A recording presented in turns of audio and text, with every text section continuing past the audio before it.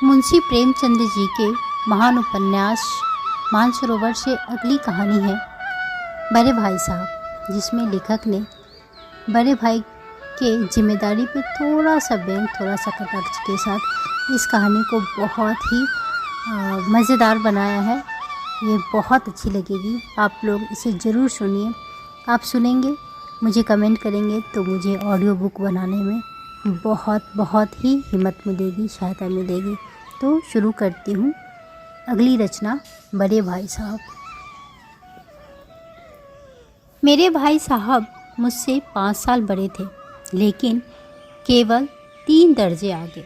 उन्होंने भी उसी उम्र में पढ़ना शुरू किया था जब मैंने शुरू किया था, लेकिन तालीम जैसे महत्व के मामले में वह जल्दबाजी से काम लेना पसंद नहीं करते थे। इस भावना की बुनियाद खूब मजबूत डालना चाहते थे, जिस पर आलीशान महल बन सके। 1 साल का काम तो 2 साल में करते थे, कभी कभी 3 साल भी लग जाते थे। बुनियाद ही पुख्ता ना हो तो मकान कैसे पायेदार बने। मैं छोटा था, वह बड़े थे। मेरी उम्र 9 साल की थी, वह 14 साल के थे। उन्हें मेरी तंबीह और निगरानी का पूरा जन्मसिद्ध अधिकार था, और मेरी शालीनता इसी में थी कि उनके हुक्म को कानून समझूं। वह स्वभाव से बड़े अध्ययनशील थे, हरदम किताब खोले बैठे रहते और शायद दिमाग को आराम देने के लिए कभी कॉपी पर, कभी किताब के हाशिए पर चिड़ियों, कुत्तों, बिल्लियों की तस्वीरें बनाया करते थे। कभी कभी एक ही नाम या शब्द या वाक्य 10-20 बार लिख डालते। कभी एक शेर को बार बार सुंदर अक्षरों में नकल करते, कभी ऐसी शब्द रचना करते जिसमें न कोई अर्थ होता, न कोई सामंजस्य। मसलन एक बार उनकी कॉपी पर मैंने यह इबारत देखी, स्पेशल, अमीना, भाइयों भाइयों, दरअसल, भाई भाई, राधे श्याम, श्रीयुत राधे श्याम। 1 घंटे तक इसके बाद एक आदमी का चेहरा बना हुआ था और उनसे पूछने का साहस न हुआ। वह 9वीं जमात में थे, मैं 5वीं में। उनकी रचनाओं को समझना मेरे लिए छोटा मुँह बड़ी बात थी। मेरा जी पढ़ने में बिल्कुल न लगता था। 1 घंटा भी किताब लेकर बैठना पहाड़ था। मौका पाते ही हॉस्टल से निकल मैदान में आ जाता और कभी कंकरियाँ उछालता, कभी कागज़ की तितलियाँ उड़ाता, और कहीं कोई साथी मिल गया तो पूछना ही क्या। कभी 4 दीवारी पर चढ़कर नीचे कूद रहे हैं, कभी फाटक पर सवार उसे आगे पीछे चलाते हुए मोटर कार का आनंद उठा रहे हैं। लेकिन कमरे में आते ही भाई साहब का वह रौद्र रूप देखकर प्राण सूख जाते। उनका पहला सवाल यह होता, कहाँ थे? हमेशा यही सवाल इसी ध्वनि में हमेशा पूछा जाता था, और इसका जवाब मेरे पास केवल मौन ही था। न जाने मेरे मुंह से यह बात क्यों न निकली कि जरा बाहर खेल रहा था। मेरा मौन कह देता था, मुझे अपना अपराध स्वीकार है, और भाई साहब के लिए इसके सिवा और कोई इलाज न था कि स्नेह और रोज से मिले हुए शब्दों में मेरा सत्कार करें। इस तरह अंग्रेजी पढ़ोगे तो जिंदगी भर पढ़ते रहोगे और हर्फ ना आएगा। अंग्रेजी पढ़ना कोई हंसी खेल नहीं है कि जो चाहे पढ़ ले। नहीं, ऐरा गैरा नत्थु खैरा सभी अंग्रेजी के विद्वान हो जाते हैं। यहाँ रात दिन आंखें फोड़नी पड़ती है और खून जलाना पड़ता है, तब कहीं यह विद्या आती है। और आती क्या है, हाँ, कहने को आ जाती है। बड़े बड़े विद्वान भी शुद्ध अंग्रेजी नहीं लिख सकते, बोलना तो दूर रहा। और मैं कहता हूँ, तुम इतने घोंघा हो कि मुझे देखकर भी सबक नहीं लेते। मैं कितनी मेहनत करता हूँ, यह तुम अपनी आँखों से देखते हो। अगर नहीं देखते तो यह तुम्हारी आँखों का कसूर है, तुम्हारी बुद्धि का कसूर है। इतने मेले तमाशे होते हैं, मुझे तुमने कभी देखने जाते देखा? रोज ही क्रिकेट और हॉकी मैच होते हैं, मैं पास नहीं फटकता, हमेशा पढ़ता रहता हूँ। उस पर भी 1-1 दर्जे में 2-2, 3-3 साल पढ़ा रहता हूँ। फिर भी तुम कैसे आशा करते हो कि तुम यूँ खेल कूद में वक्त गवाकर पास हो जाओगे? मुझे तो 2 ही 3 साल लगते हैं। तुम उम्र भर इसी दर्जे में परे सरते रहोगे। अगर तुम्हें इस तरह उम्र गंवानी है तो बेहतर है घर चले जाओ और मज़े से गुल्ली डंडा खेलो। दादा की गाढ़ी कमाई के रुपए क्यों बर्बाद करते हो? मैं यह लताड़ सुनकर आंसू बहाने लगता। जवाब ही क्या था, अपराध तो मैंने किया, लताड़ कौन सा है। भाई साहब उपदेश की कला में निपुण थे। ऐसी ऐसी लगती बातें कहते, ऐसे ऐसे शुक्ति वाण चलाते कि मेरे जिगर के टुकड़े टुकड़े हो जाते और हिम्मत टूट जाती। इस तरह जान तोड़कर मेहनत करने की शक्ति मैं अपने में न पाता था और निराशा में जरा देर के लिए मैं सोचने लगता, क्यों न घर चला जाऊं। जो काम मेरे बूते के बाहर है उसमें हाथ डालकर क्यों अपनी ज़िंदगी ख़राब करूं।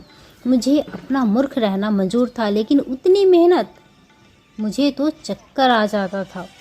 लेकिन घंटे 2 घंटे के बाद निराश के बादल छट जाते और मैं इरादा करता कि आगे से खूब जी लगाकर पढ़ूंगा।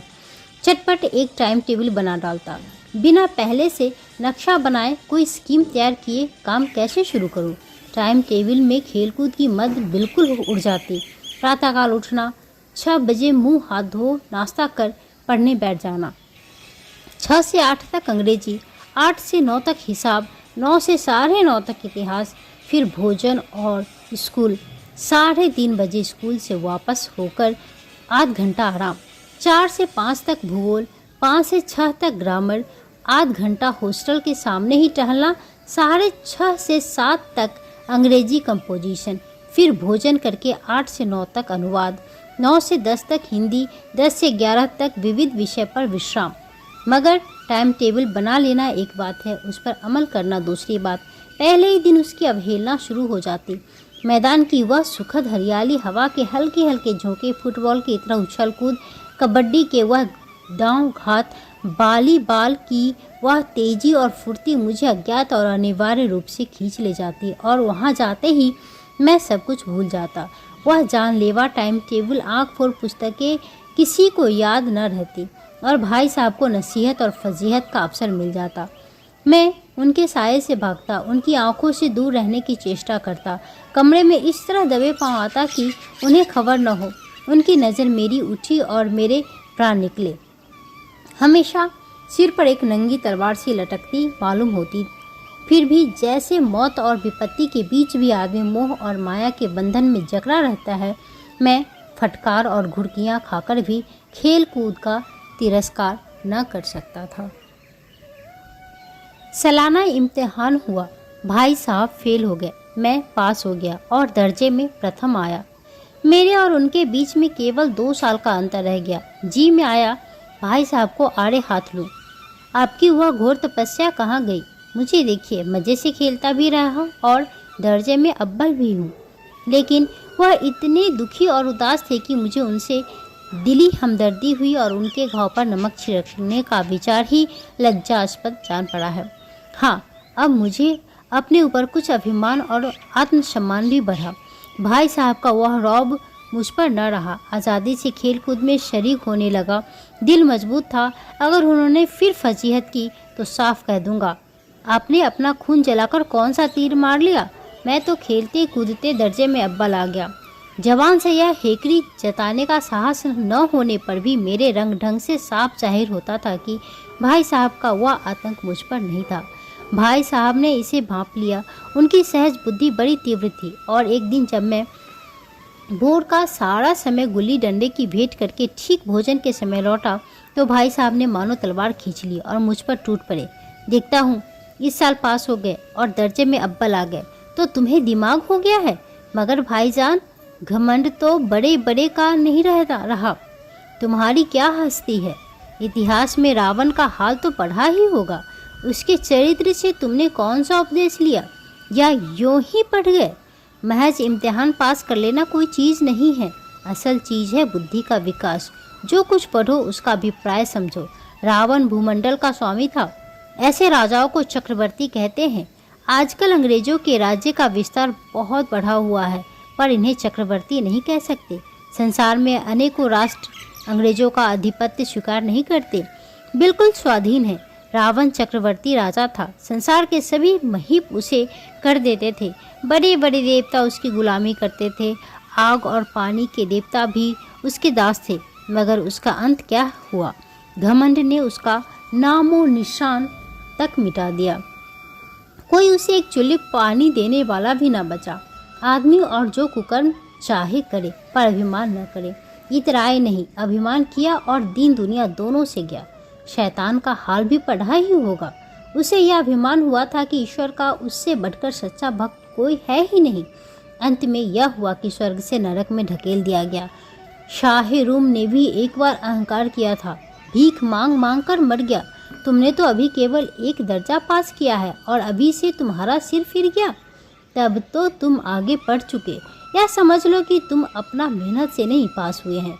अंधे के हाथ बटेर लग गई, मगर बटेर एक बार हाथ लग सकती है, बार बार नहीं लग सकती। कभी कभी गुल्ली डंडे में भी अंधा चोट निशाना पड़ सकता है। इससे कोई सफल खिलाड़ी नहीं हो जाता। सफल खिलाड़ी वह है जिसका कोई निशाना खाली न जाए। मेरे फेल होने पर मत जाओ। मेरे दर्जे में जाओगे तो दांतों पसीना आ जाएगा। जब अलजबरा और ज्योमेट्री के लोहे के चने चबाने पड़ेंगे और इंग्लिस्तान का इतिहास पढ़ना पड़ेगा। बादशाहों के नाम याद रखना आसान है, आसान नहीं। 8 हेनरी ही गुजरे हैं। कौन सा कांड किस हेनरी के समय में हुआ, क्या यह याद कर लेना आसान समझते हो? हेनरी 7वें की जगह हेनरी 8वां लिखा और सब नंबर गायब।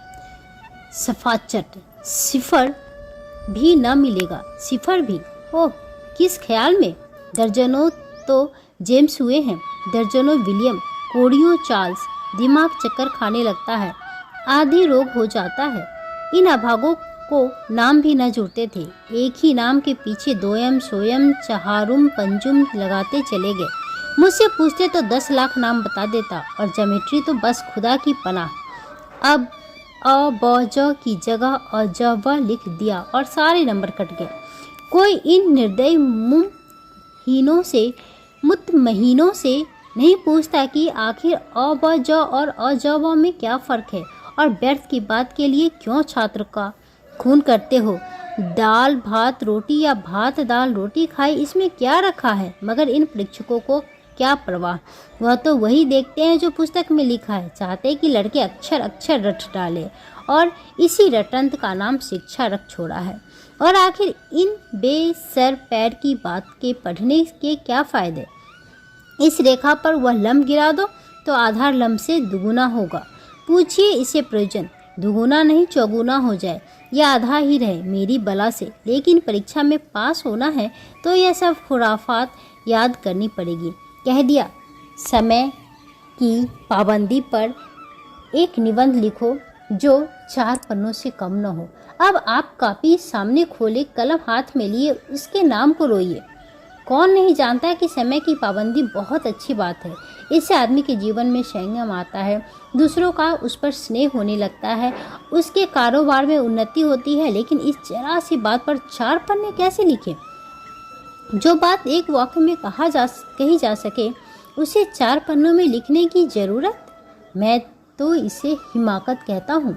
यह तो समय की किफ़ायत नहीं बल्कि उसका दुरुपयोग है कि व्यर्थ में किस बात को ठूंस दिया जाए। हम चाहते हैं आदमी को जो कुछ कहना हो चटपट कह दे, अपनी राह ले, मगर नहीं, आपको 4 पन्ने रंगने पड़ेंगे, चाहे जैसे लिखिए, और पन्ने भी पूरे फुल स्केप के आकार के। यह छात्रों पर अत्याचार नहीं है तो और क्या है? अनर्थ तो यह है कि कहा जाता है संक्षेप में लिखो। समय की पाबंदी पर संक्षेप में एक निबंध लिखो जो 4 पन्नों से कम न हो। ठीक, संक्षेप में तो 4 पन्ने हुए, नहीं शायद 100-200 पन्ने लिखवाते। तेज भी दौड़िए और धीरे धीरे भी। उल्टी बात है या नहीं? बालक पर इतनी सी बात समझ सकता है, लेकिन इन अध्यापकों को तो इतनी मिजाज भी नहीं। उस पर दावा है कि हम अध्यापक हैं। मेरे दर्जे में जाओगे लाला तो ये सारे पापड़ बेलने पड़ेंगे और तब आटे दाल का भाव मालूम होगा। इस दर्जे में अव्वल आ गए हो तो ज़मीन पर पाँव नहीं रखते। इसलिए मेरा कहना मानिए, लाख फेल हो गया हूँ लेकिन तुमसे बड़ा हूँ। संसार का मुझे तुमसे कहीं ज़्यादा अनुभव है। जो कुछ कहता हूँ उसे गिरह बांधिए, नहीं पछताइएगा। स्कूल का समय निकट था। नहीं, ईश्वर जाने यह उपदेश माला कब समाप्त होती। भोजन आज मुझे निस्वाद सा लग रहा था। जब पास होने पर यह तिरस्कार हो रहा है तो फेल हो जाने पर शायद प्राण ही ले लिए जाए।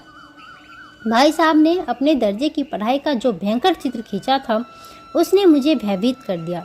स्कूल छोड़कर घर नहीं भागा, यही ताज्जुब है, लेकिन इतने तिरस्कार पर भी पुस्तकों में मेरी अरुचि ज्यों की त्यों बनी रही। खेल कूद का कोई अवसर हाथ से न जाने देता। पढ़ता भी मगर बहुत कम, बस इतना ही कि रोज़ का टास्क पूरा हो जाए और दर्जे में जलील न होना पड़े। अपने ऊपर से जो विश्वास पैदा था वह फिर लुप्त हो गया और फिर चारों का सा जीवन कटने लगा। फिर सालाना इम्तिहान हुआ और कुछ ऐसा संयोग हुआ कि मैं फिर पास हुआ और भाई साहब फेल हो गए। मैंने बहुत मेहनत नहीं की पर न जाने कैसे दर्जे में अव्वल आ गया। मुझे खुद अचरज हुआ। भाई साहब ने प्राणांतक परिश्रम किया, कोर्स का एक एक शब्द चाट गए थे। 10 बजे रात तक इधर, 4 बजे भोर से उधर, 6 से 9:30 तक स्कूल जाने के पहले मुद्रा कांतिहीन हो गई थी, मगर बेचारे फेल हो गए। मुझे उन पर दया आती थी। नतीजा सुनाया गया तो वह रो पड़े और मैं भी रोने लगा। अपने पास होने की खुशी आधी हो गई। मैं भी फेल हो गया होता तो भाई साहब को इतना दुख न होता, लेकिन विधि की बात कौन टाले। मेरे और भाई साहब के बीच में अब केवल एक दर्जे का अंतर और रह गया। मेरे मन में एक कुटिल भावना उदय हुई कि कहीं भाई साहब 1 साल और फेल हो जाए तो मैं उनके बराबर आ जाऊं, फिर वह किस आधार पर मेरी फजीहत कर सकेंगे। लेकिन मैंने इस कमीने विचार को दिल से बलपूर्वक निकाल डाला। आखिर वह मुझे मेरे हित के विचार से ही तो डांटते हैं।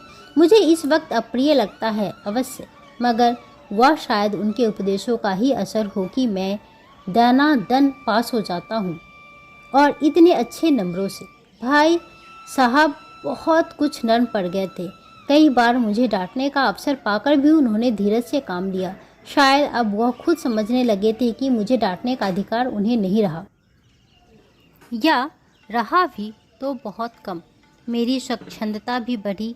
मैं उनकी सहिष्णुता का अनुचित लाभ उठाने लगा।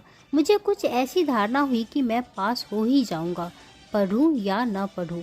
मेरी तकदीर बलवान है, इसलिए भाई साहब के डर से जो थोड़ा बहुत पढ़ लिया करता था वह भी बंद हुआ। मुझे कनकौवे उड़ाने का नया शौक पैदा हो गया था और अब सारा समय पतंगबाजी की ही भेंट होता था। फिर भी मैं भाई साहब का अदब करता था और उनकी नज़र बचाकर कनकौवे उड़ाता था। मांझा देना, कन्ने बांधना, पतंग टूर्नामेंट की तैयारियां आदि समस्या सब गुप्त रूप से हल की जाती थी। मैं भाई साहब को यह संदेह न करने देना चाहता था कि उनका सम्मान और लिहाज मेरी नज़रों में कम हो गई है। एक दिन संध्या समय हॉस्टल से दूर मैं एक कनकौवा लूटने बेतहासा दौड़ा जा रहा था। आंखें आसमान की ओर थी और मन उस आकाशगामी पथिक की ओर जो मंद गति से झूमता पतन की ओर चला आ रहा था। मानो कोई आत्मा स्वर्ग से निकलकर विरक्त मन से नए संस्कार ग्रहण करने आ रही हो।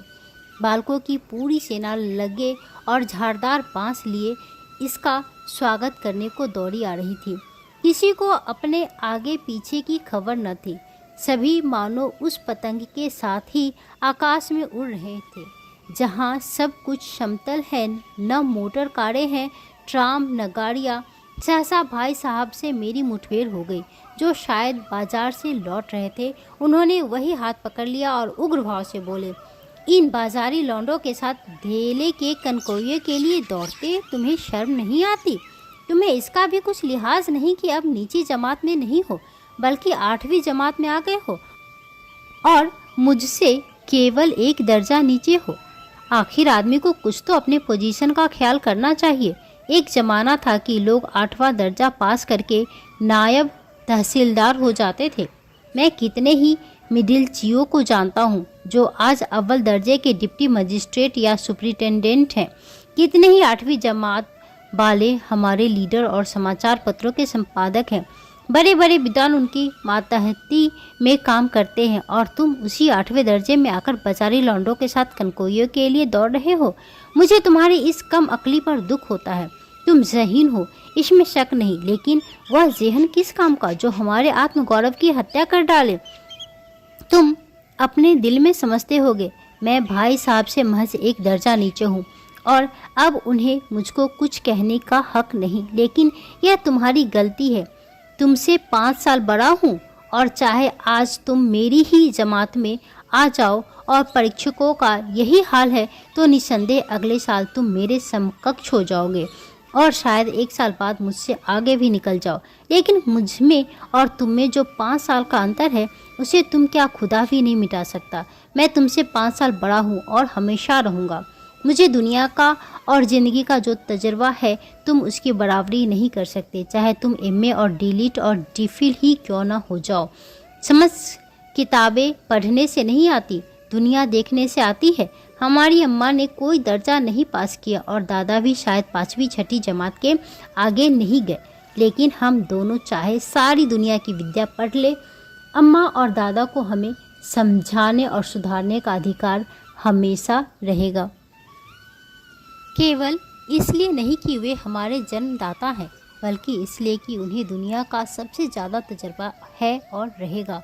अमेरिका में किस तरह की राज व्यवस्था है और 8वें हेनरी ने कितना ब्याह किए और आकाश में कितने नक्षत्र हैं, यह बातें चाहे उन्हें न मालूम हो, लेकिन हजारों ऐसी बातें हैं जिनका ज्ञान उन्हें हमसे और तुमसे ज़्यादा है। दैव न करे आज मैं बीमार हो जाऊं तो तुम्हारे हाथ पांव फूल जाएंगे। दादा को तार देने के सिवा तुम्हें और कुछ नहीं सूझेगा, लेकिन तुम्हारी जगह दादा हो तो किसी को तार न दे, न घबराए, न बदहवास हो। पहले खुद मर्ज पहचान कर इलाज करेंगे, उसमें सफल न हुए तो किसी डॉक्टर को बुलाएंगे। बीमारी तो खैर बड़ी चीज़ है, तुम तो इतना भी नहीं जानते कि महीने भर का खर्च महीना भर कैसे चले। जो कुछ दादा भेजते हैं उसे हम 20-22 तक खर्च कर डालते हैं और फिर पैसे पैसे को मुहताज हो जाते हैं। नाश्ता बंद हो जाता है, धोबी और नाई से मुंह चुराने लगते हैं। लेकिन जितना आज हम और तुम खर्चा कर रहे हैं उसके आधे में दादा ने अपनी पूरी उम्र का बड़ा भाग इज्जत और नेक नामी के साथ निभाया है और कुटुंब का पालन किया है, जिसमें सब मिलाकर 9 आदमी थे। अपने हेडमास्टर साहब ही को देखो, एमए है कि नहीं, और यहाँ के एमए नहीं ऑक्सफोर्ड के। 1000 रुपये पाते हैं, लेकिन उनके घर का इंतजाम कौन करता है? उनकी बूढ़ी माँ। हेडमास्टर साहब की डिग्री यहाँ आकर बेकार हो गई। पहले खुद घर का इंतजाम करते थे, खर्च पूरा न पड़ता था, कर्जदार रहते थे। जब से उनकी माताजी ने प्रबंध अपने हाथ में ले लिया है, जैसे घर में लक्ष्मी आ गई है, तो भाईजान यह गुरूर दिल से निकाल डालो कि तुम मेरे समीप आ गए हो और अब स्वतंत्र हो। मेरे देखते तुम बेराह न चलने पाओगे। अगर तुम यो न मानोगे तो मैं थप्पड़ दिखाकर इसका प्रयोग भी कर सकता हूँ। मैं जानता हूँ तुम्हें मेरी बातें जहर लग रही है। मैं उनकी इन नई युक्तियों से नतमस्तक हो गया। मुझे आज सचमुच अपनी लघुता का अनुभव हुआ और भाई साहब के प्रति मेरे मन में श्रद्धा उत्पन्न हुई।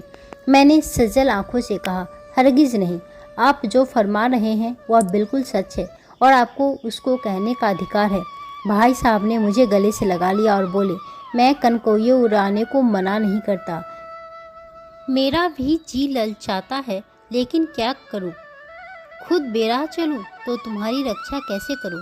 यह कर्तव्य भी तो मेरे सिर है। संयोग से उसी वक्त एक कटा हुआ कनकौआ हमारे ऊपर से गुजरा। उसकी डोर लटक रही थी। लड़कों का एक गोल पीछे पीछे दौड़ रहा था। भाई साहब लंबे हैं ही, उछलकर उनकी डोर पकड़ ली और बेतहाशा हॉस्टल की तरफ दौड़े। मैं भी पीछे पीछे दौड़ रहा था। ये थी मुंशी प्रेमचंद जी की कहानी, थोड़ी सी व्यंग से भरी लेकिन बहुत ही समझदारी वाली, कि हम चाहे जितना पढ़ लिख ले, लेकिन उम्र का भी एक तजुर्बा होता है जो किसी से भी कोई नहीं छीन सकता। तो आप हमारे साथ बने रहिए। अगर हमारे चैनल को लाइक एंड सब्सक्राइब नहीं किया है तो प्लीज़ डू सब्सक्राइब, क्योंकि आपकी थोड़ी सी कोशिश मेरे लिए बहुत उम्मीद बनाती है। मिलती हूँ अगली कहानी के साथ, तब तक के लिए जय जय सिया राम।